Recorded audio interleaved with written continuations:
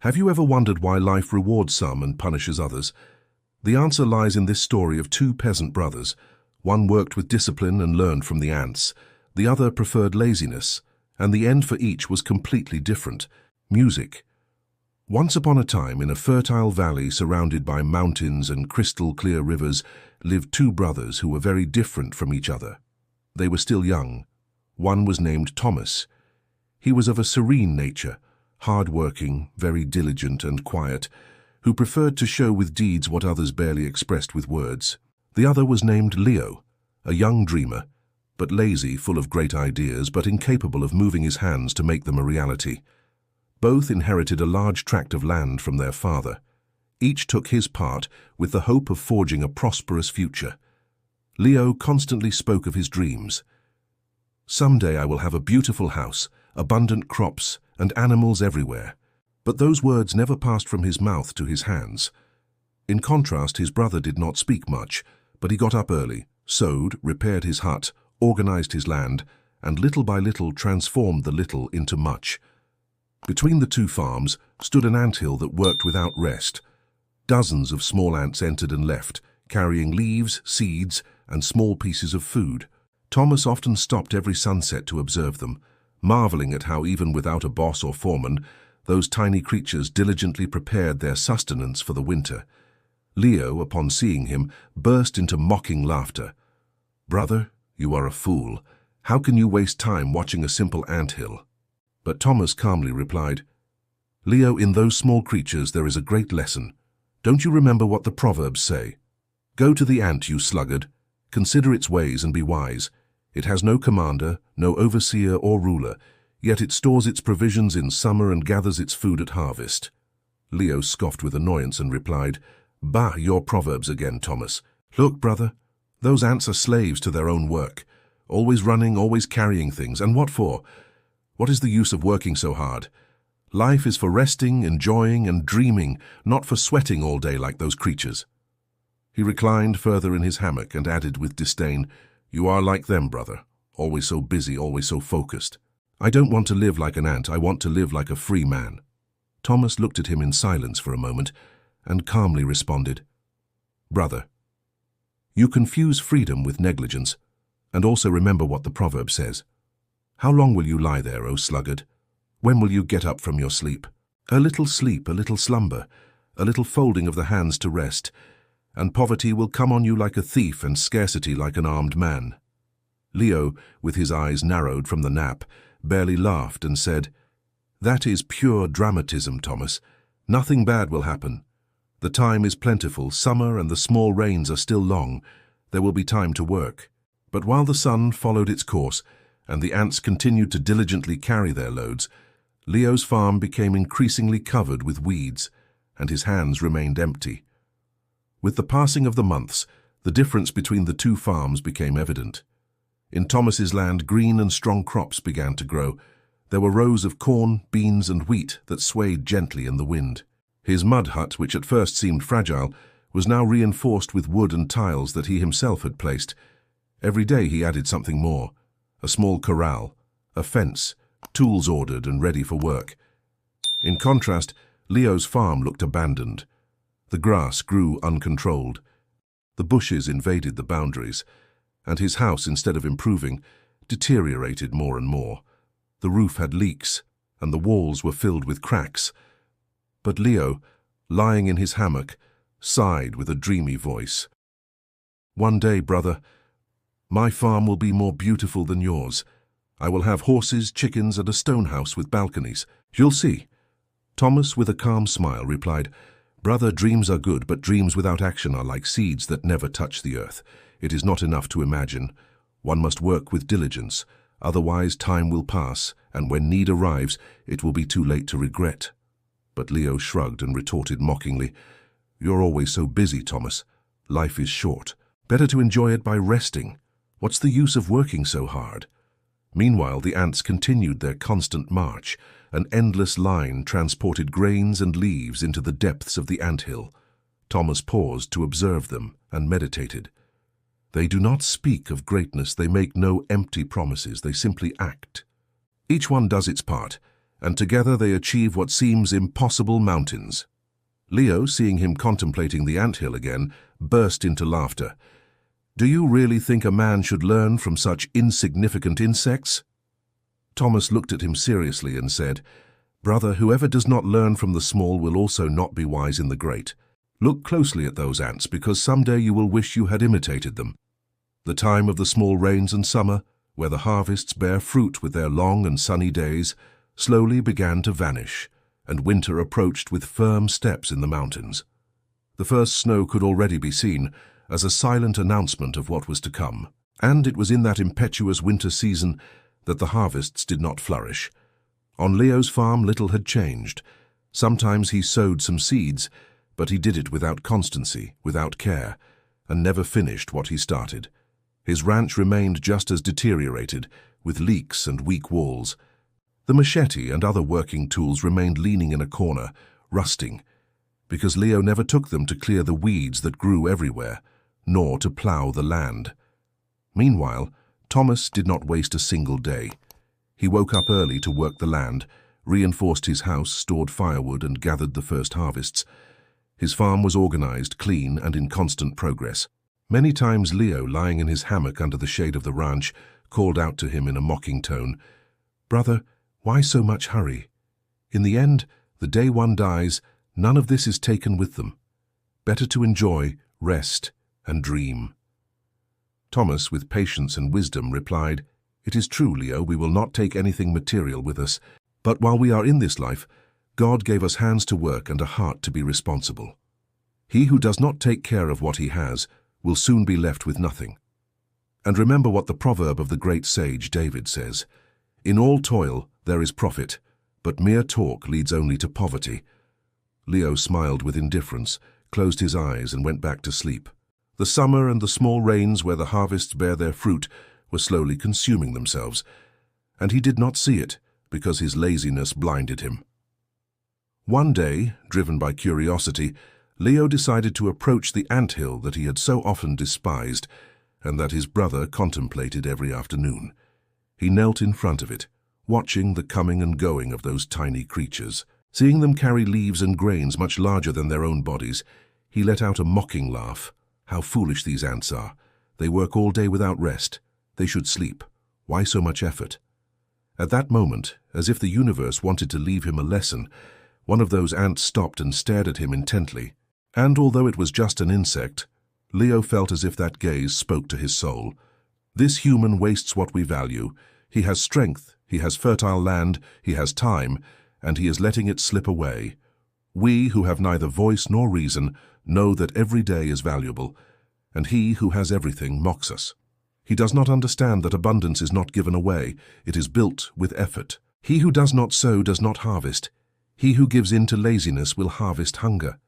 Poverty is not born of sterile land, but of the lazy heart that does not know how to work. We, small and fragile, manage to live because we do not leave for tomorrow what we can do today. And this human, with all his advantages, will sink into scarcity if he does not learn to value effort. Leo, without understanding why, felt a shiver, stood up laughing to hide it. "Even the ants look at me strangely.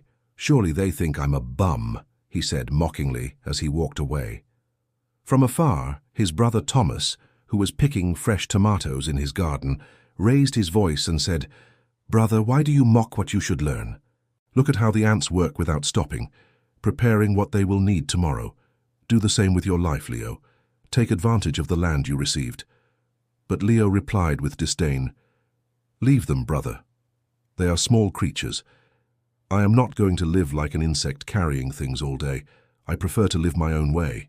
The truth was that Leo barely survived on a few plants of corn and beans that he planted from time to time, just enough not to starve. And although his land was even more fertile than his brother's, he never knew how to take advantage of its potential. The wealth was before his eyes, but laziness kept him poor. Hey, are you enjoying this story, right? Then comment the phrase, "Today I choose to conquer laziness." That way I know you are connected to the message. And look, I'll tell you something curious. 95.3%, 3% of those who watch our videos are not yet subscribed. If you are one of them, go ahead and subscribe right now.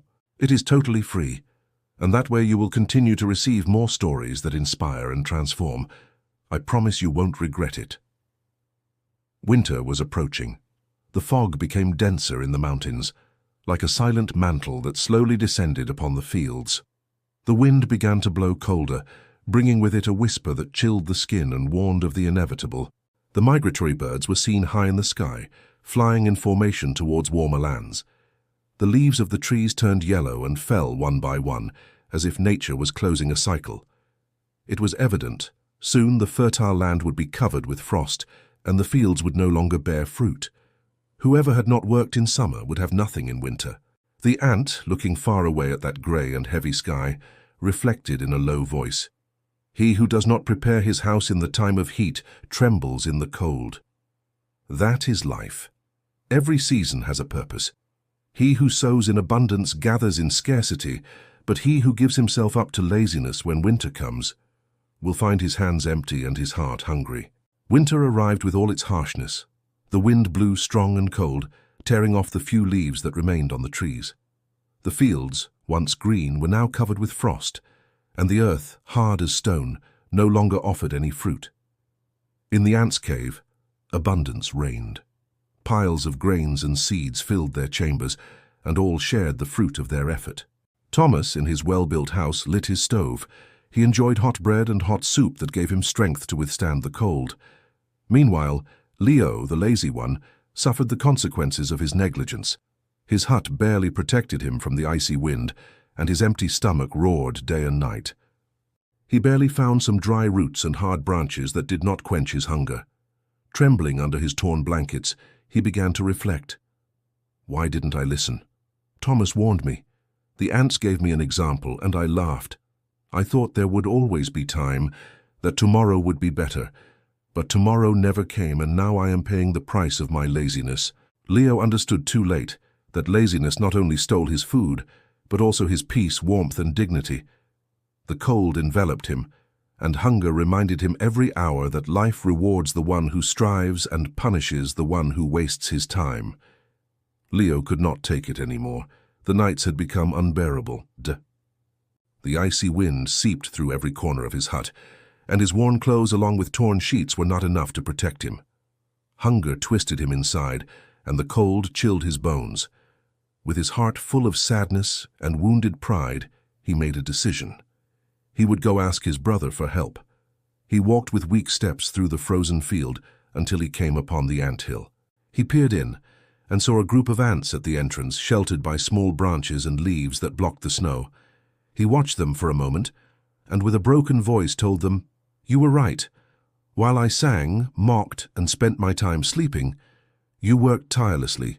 Today I understand how wise you were. I admire you, and although it is late for me, I recognize my mistake." With that confession, Leo continued walking until he reached his brother Thomas's house. He knocked on the door with trembling hands, almost without strength. Inside, Thomas was sitting by the fire, wrapped in a warm coat. He had in his hands a bowl of hot sweet water and a freshly baked corn-wheat bread. Hearing the knocks, he got up and opened the door. There was his brother with purple lips, eyes sunken with fatigue, and his body hunched over from the cold. "Brother," he said with a weak voice, "I can't take it anymore. I have no shelter. I have no food. Help me, please." Thomas looked at him with compassion.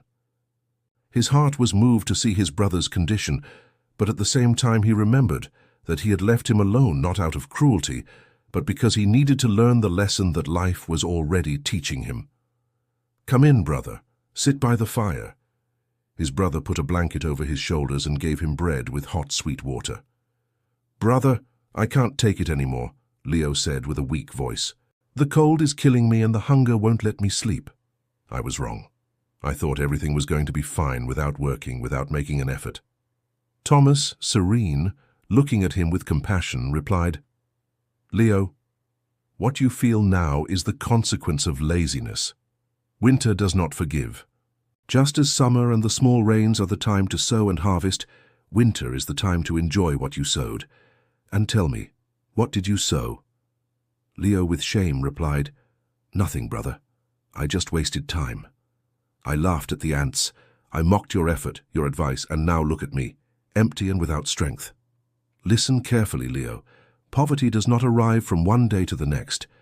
It approaches slowly, step by step, just like a thief who studies the entrances of the house and the weaknesses of the owner, then robs. So is the poor mind. It disguises itself with excuses, with "I'll do it tomorrow," with "I deserve to rest today." And when you realize it, it's too late. You have neither bread nor shelter. "Then is there no hope for me?" Leo asked with tears. "There is always hope, brother, but you need to understand that life rewards the diligent and punishes the lazy. Wealth is not just money. It is also having bread on the table, warmth in winter, respect from others. All that comes from constant effort, not from laziness." "Now I understand, brother.